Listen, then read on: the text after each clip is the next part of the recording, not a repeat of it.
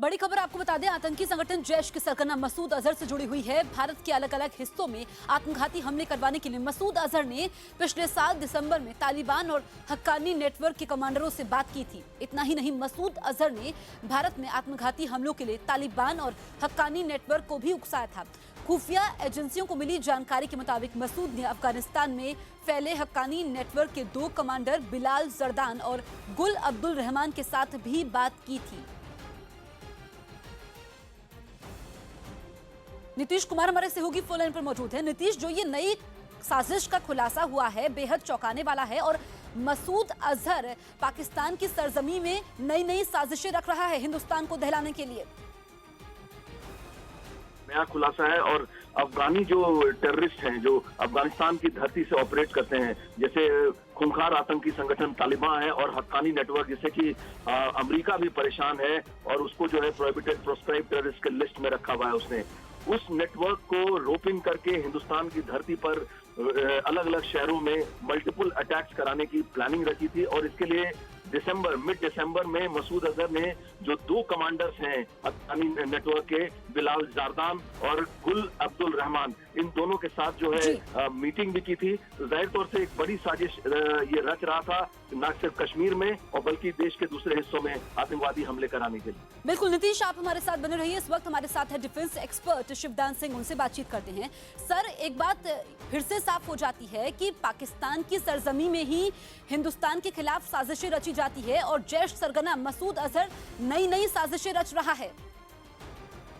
बिल्कुल, देखिए, ये पाकिस्तान के जो आईएसआई है, इसके सारे ये लोग क्रिएटेड हैं। मसूद अजहर हो चाहे हाफिज सईद हो, ये सब उसके लिए काम कर रहे हैं। और आईएसआई का नेटवर्क, जो आपको पता है कि हक्कानी नेटवर्क के साथ इनका पहले से ही संबंध है और आईएसआई ने ही पूरा अफगानिस्तान में रूसी सेनाओं के विरुद्ध ये युद्ध को संचालित किया था। तो इसमें कोई नई बात नहीं है, ये एक्सपेक्टेड था। और ये जो खुलासा हुआ है बिल्कुल सही हुआ होगा, क्योंकि जो मसूद अजहर चुपचाप बैठने वाला नहीं है और उसने कोई बड़ी प्लानिंग की थी जिसके तहत ये पुलवामा का अटैक हुआ है।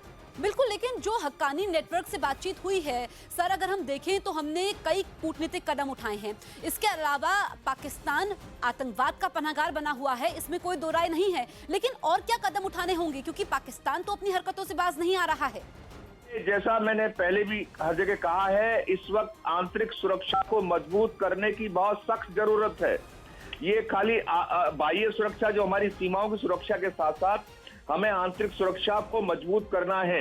इस आंतरिक सुरक्षा की चूक के कारण ही पुलवामा अटैक हुआ है और जगह जगह जो कल जम्मू में जो ग्रेनेड अटैक भी हुआ है, ये सब आंतरिक सुरक्षा के अंदर ही आता है, जिसमें कि आंतरिक सुरक्षा के अंदर हमारे देश के हर नागरिक को, हमारे देश के हर सुरक्षा एजेंसी को चौकन्ना रहना पड़ेगा, क्योंकि जो भी कोई ऐसी हरकत नजर आए संदेहात्मक, उस पर फौरन हमें इन्फॉर्म करना चाहिए और एक्शन लेना चाहिए। बिल्कुल शिवदान जी, जो बातें आप बता रहे हैं, आंतरिक सुरक्षा की बात आप कर रहे हैं, क्योंकि पुलवामा हमले के बाद जम्मू में हमला हुआ और पहले से ही सुरक्षा एजेंसियां अलर्ट पर थी, उसके बावजूद जम्मू में हमला होता है। देखिए, जो इनके स्लीपर सेल जिनको बोला जाता है, ये स्लीपर सेल पूरे देश में बिखरे हुए हैं और इनको यदि आप टाइम रहते और इनकी गतिविधियों पर नजर रखेंगे और इनको पहले ही हम इनको प्रीएम्प्ट करेंगे, तो ये तभी आंतरिक सुरक्षा के कारण ही हो पाएगा। तो हमें जैसा कि एक होना चाहिए, जैसे इजराइल आज क्यों सरवाइव कर रहा है पूरे ऐसे हॉस्टाइल एटमॉस्फेयर में, तो उसने अपनी आंतरिक सुरक्षा को बहुत मजबूत किया हुआ है। इसके कारण इजराइल जैसा छोटा सा देश आज विश्व का एक शक्तिशाली देश बन गया है। बिल्कुल, आप इजराइल का उदाहरण दे रहे हैं और काफी कुछ सीखना भी होगा हमें। शिवदान जी, हमसे बातचीत करने के लिए आपका बहुत बहुत शुक्रिया। हमारे सहयोगी नीतीश लगातार हमारे साथ बने हुए हैं। नीतीश, मसूद अजहर का तालिबान और हक्कानी नेटवर्क से संपर्क में आना और उसके बाद भारत के खिलाफ साजिशें रचना, एक बात और तय है कि अब मसूद अजहर उकसावे की कार्रवाई भी कर रहा है भारत के खिलाफ।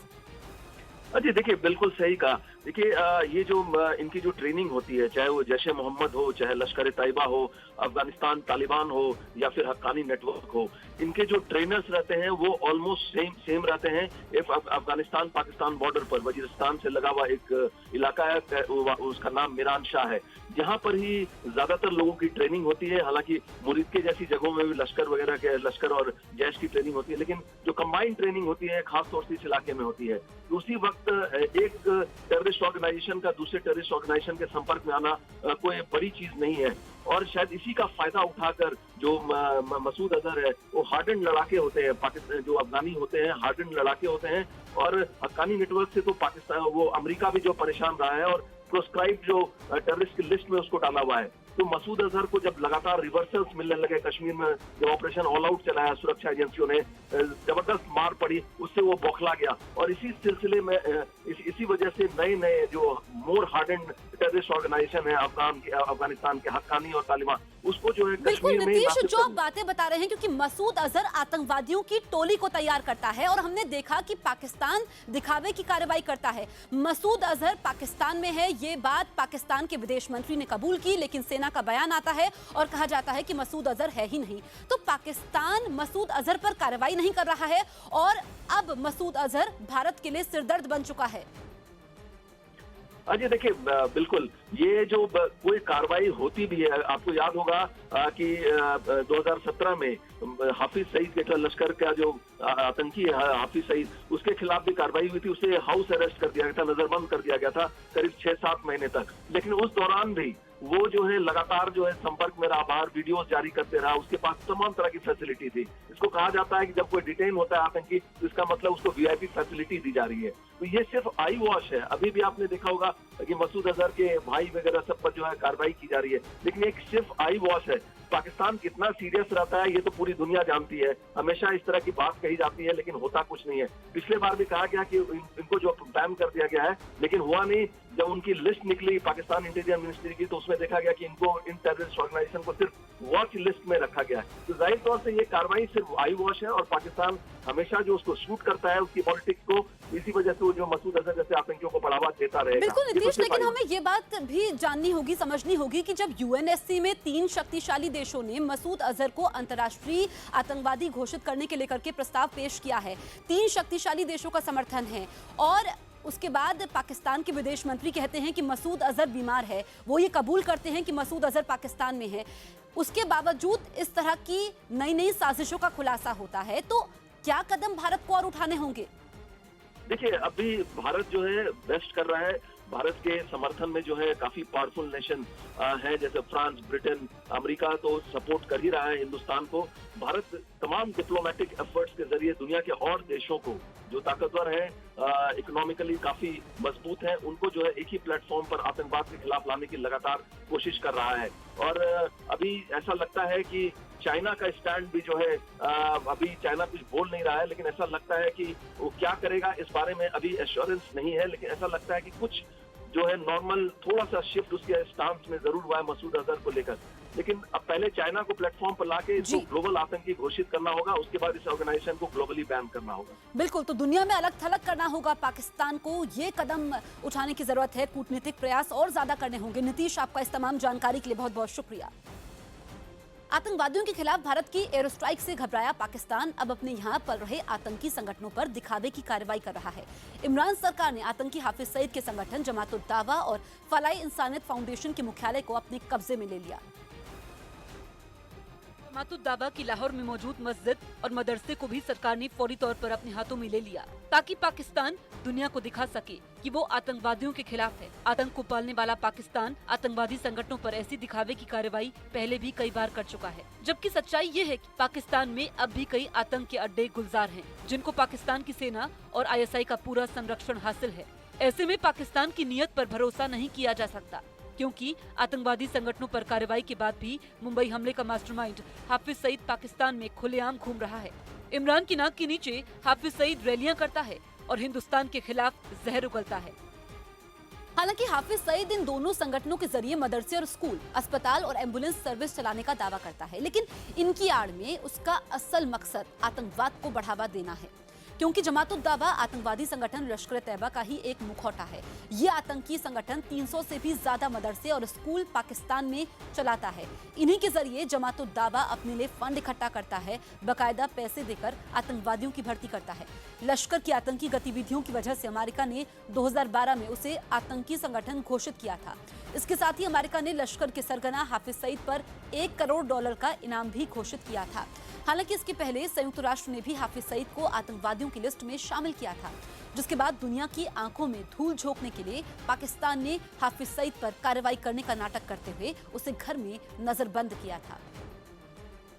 क्योंकि जब भी आतंकवादियों को लेकर कोई दबाव आता है या उन्हें सबूत सौंपे जाते हैं, पाकिस्तान दिखावे के लिए कार्रवाई का ढोंग करता है।